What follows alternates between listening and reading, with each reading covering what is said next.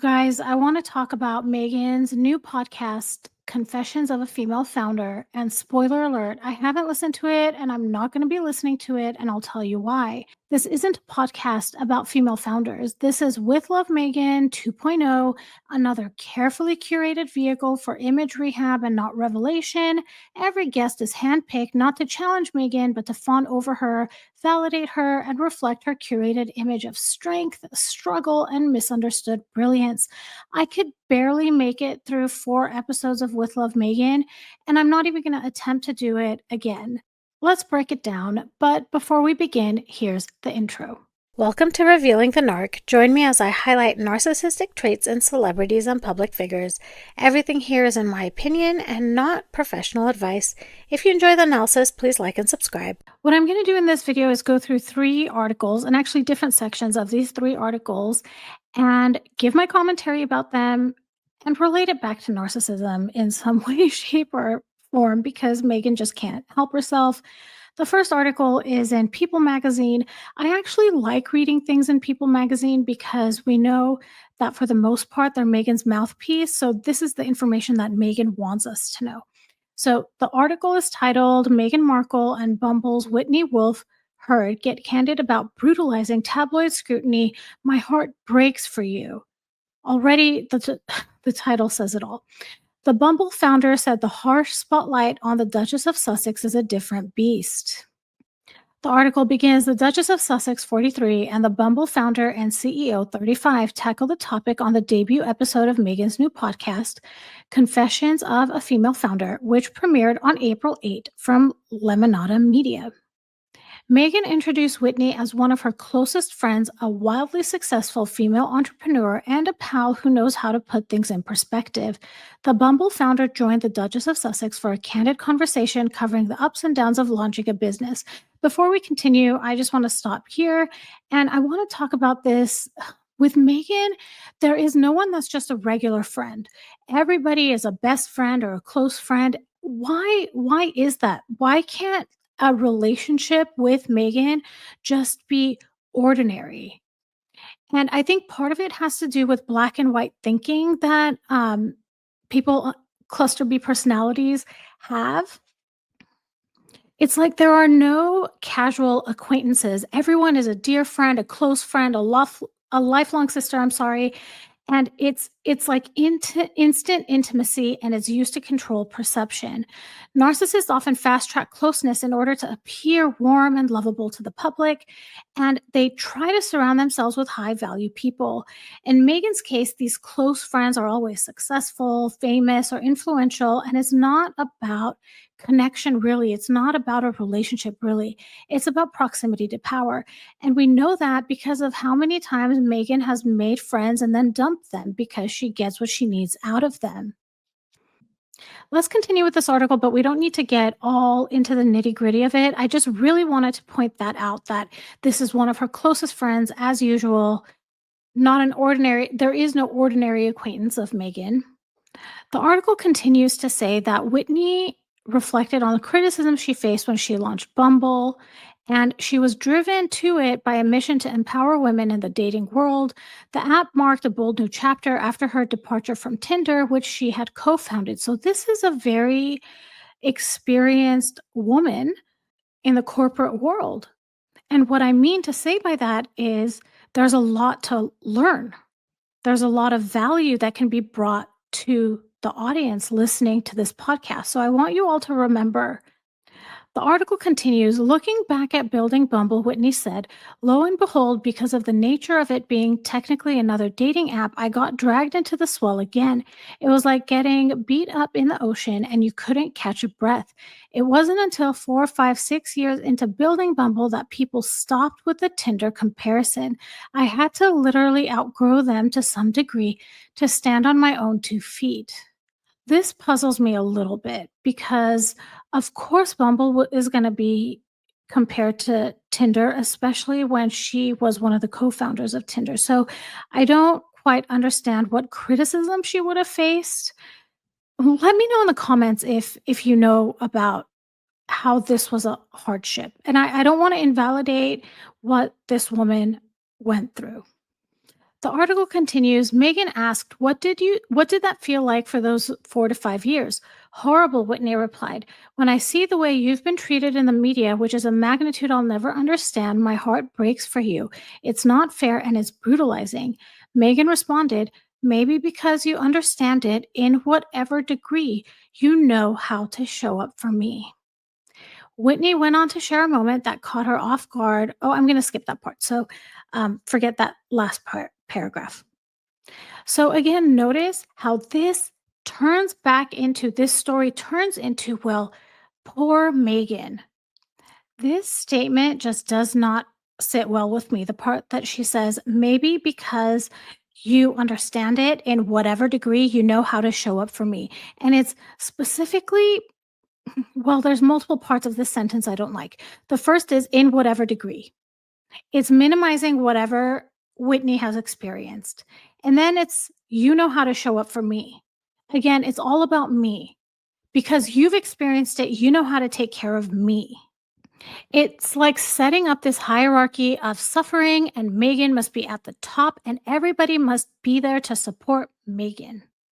And this is what I want to circle back to. So I don't know exactly what Whitney experienced in those 3, 4, 5 years after she created Bumble, but this is emotional image control in action. You let someone else be vulnerable, but only if their story circles back to yours, and only if it reinforces your position as the one most misunderstood, most wrong, most deserving of sympathy. And that's exactly what Megan did here. You know what? I'm going to look it up. I want to find out what Whitney may have gone through after setting up Bumble. You guys, I can't with this woman. So after looking this up, what Whitney experienced was so much more horrible than Megan, and Megan is trying to make herself the top of the hierarchy here. So I'm going to read you a couple of the things I found that Whitney Wolf Herd went through from 2014 to 2019. She co-founded Tinder and filed an SH and discrimination lawsuit in 2014 against her former boss and ex-boyfriend. The lawsuit was real, legal, public, and deeply personal.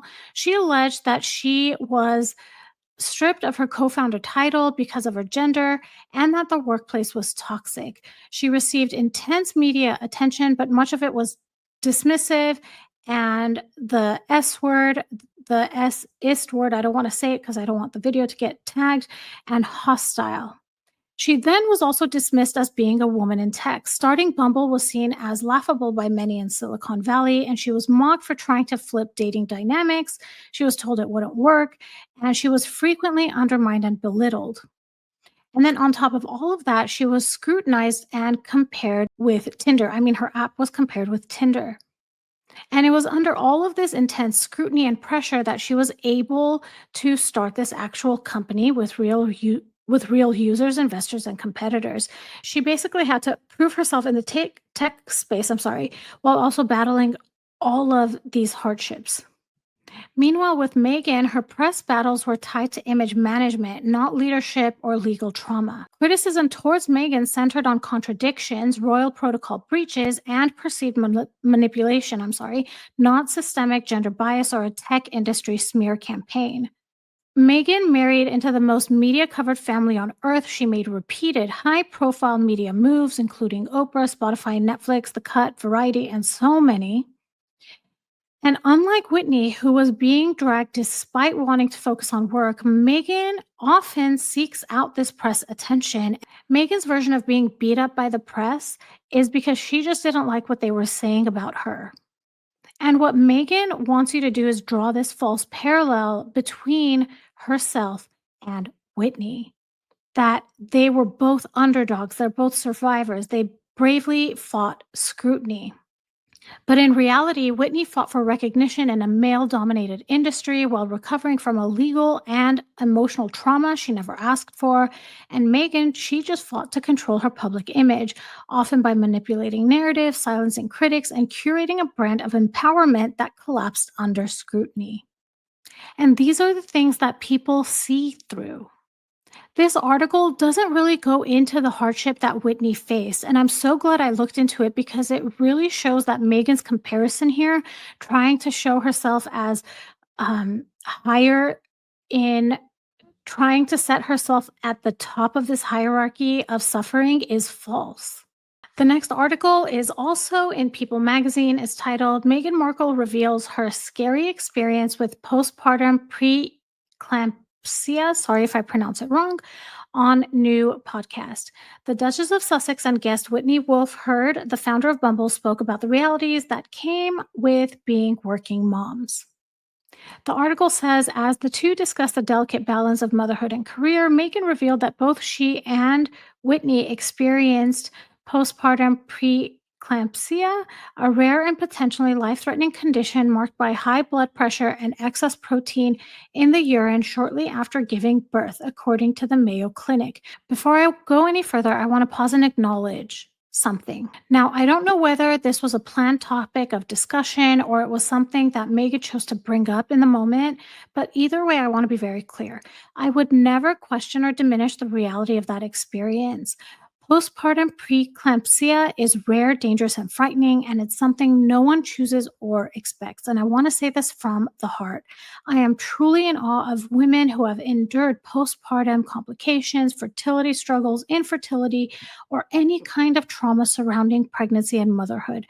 You carry so much physically, emotionally, and spiritually. And I deeply admire the strength it takes to navigate all of that, often silently, while still showing up for others. If you're watching this and you've lived through any part of this journey, please know that I see you. Your experience is valid, your pain is real, and your resilience is extraordinary. With that said, what I want to talk about isn't the experience of the condition itself, but rather how it was used or framed in the context of this podcast episode as part of a larger, curated emotional narrative. Because in the episode, Megan doesn't specify whether this occurred with Archie or Betty. It's vague, it's almost floating. And that vagueness, I think, is strategic. It invites empathy, rightfully so, but it also leaves no room for fact checking or follow up. It becomes a moment of vulnerability that's emotionally powerful but completely controlled. I am interested to know in what you all think about this, and I have a good feeling what kinds of comments I'm going to get when it relates to Megan and pregnancy, but still feel free to drop them in the comments. I want to mention also, I've been seeing a lot of comments in my YouTube videos that there have been a lot of, what's the word I'm looking for? Restrictions put on people for writing comments. So just be cautious of what you say. For some reason, it looks like comments are being reported. I don't know exactly the depth of that. So just be cautious about what you say and how you say it, because I want to make sure that you don't lose the ability to have your account or to be able to comment. So moving on, Whitney then says, I mean, I'll never forget the image of you after you delivered Archie, and the whole world was waiting for his debut. Wolfhard said, I was either just becoming or about to become a new mom, and I was like, oh my gosh, how is this woman doing this? How is this woman putting on heels and going and debuting a child in this, beautiful outfit in front of the world?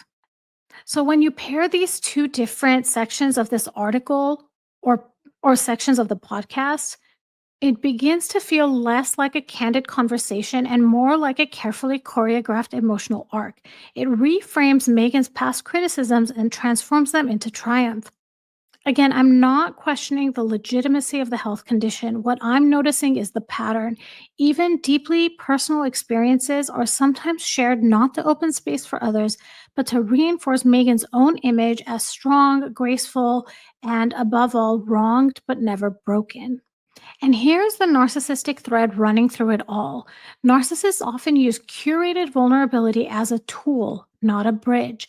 They reveal just enough to appear relatable or heroic, but the story always circles back to their strength, their uniqueness, their suffering being just a little more intense than yours. Whitney's job in this episode wasn't to tell her own story, it was to validate Megan's pain, amplify her image as brave and radiant under pressure, and soften the audience with emotionally packaged anecdotes. And this is how you know you're not listening to a confession, as the title says, Confessions of a Female Founder. You're listening to a scripted redemption arc. The last article I want to talk about is just about the way the first episode of this podcast has been received. This was in GBN. The title is Meghan Markle Suffers Fresh Blow as New Podcast Receive Negative Reviews Following Launch. Telegraph TV critic Chris Benyon described the show as frustrating with no confessions or secrets, giving the show a 2 out of 5 stars. He wrote, "There are no confessions or secrets. At one mystifying point, Megan says to her guest, 'You don't have to reveal all the secrets, but there are plenty of self care aphorisms, journeys of self love and validation, discussions of bottling your essence, and great handfuls of mutual adoration.'" So, as I was saying earlier, there is probably so much to learn from Whitney for new entrepreneurs and female founders to really hear about the experience. And from what these articles have been describing, it doesn't seem like that happened. So basically, there's no confession, there's no real business insights. It's just self care sound bites, level bonding, and phrases like bottling your essence floating around like they mean something. The article continues. Benyon added, "The frustrating thing is that Wolf Hurt, who is just 35, presumably does have wisdom to impart, having been part of the team that created Tinder before she created Bumble." Exactly. This is exactly it. The article continues. "Imagine the drive, the talent, the decisions, and sheer bloody ruthlessness it must take to achieve what she has. We got none of it. In this perfumed echo chamber, the best we get is a sense that Wolf Herd didn't love school and that she wishes she hadn't worked so hard." That phrase, perfumed echo chamber, is doing a lot of heavy lifting. Perfumed implies something pleasant on the surface, pretty, polished, soothing. It smells nice, it feels soft and inviting. But that scent, it's masking something. It's artificial. It's covering up whatever's underneath. And then you have the term echo chamber. It's a space where no new voices enter and no dissent is allowed. Everything bounces back. It's perfectly tailored, perfectly agreeable. It's not a conversation, it's a feedback loop. So when you put this together, a perfumed echo chamber is a space that looks like empowerment, smells like vulnerability, but only reflects one voice, one version of the story, one central character, and we all know who that character is. It's Megan. We can tell exactly what's coming in the future episodes. This is a this is a podcast where guests are handpicked to admire her. Criticism is replaced with flattery, and emotional moments are rehearsed to fit the brand. It's not about confession or founding a business, it's about control, control of the narrative, control of the image, and control of emotion. This is the perfect environment for a narcissistic dynamic to thrive, where everything is curated, everyone agrees, and the only story that matters is the one told by Megan. So, no, I haven't listened to Confessions of a Female Founder, and I won't because I know what we're going to get. It's not about the guests, it's not about confession, it's not about empowering women to explore entrepreneurship.